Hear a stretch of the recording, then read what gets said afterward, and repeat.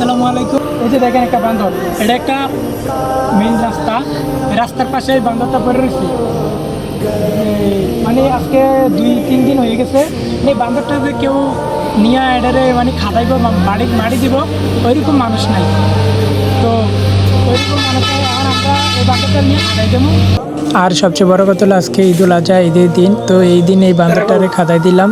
তো এই বান্দরটার গায়ে থেকে অনেক গন্ধ আসতেছে। আর এটা হলো যে মেন সড়ক, মানে মেন সড়ক।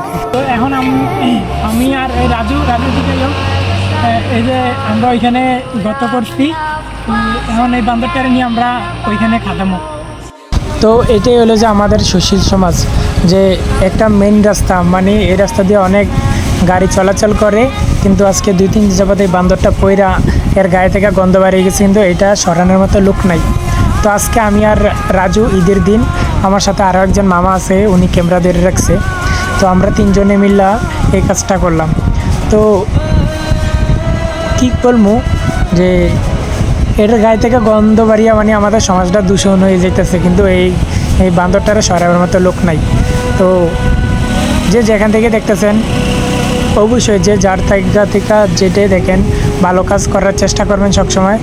আর আমরা 3 জনের জন্য দোয়া করবেন, যেন আমরা সবসময় মানুষের পাশে বা ভালো মানবিক কাজ বা ভালো যে কোনো কাজ করতে পারি। আর কি বলার, কিছু বলার নেই। যার জায়গা থেকে সে সবসময় চেষ্টা করেন ভালো কাজ করার জন্য। আর আমাদের জন্য দোয়া করবেন।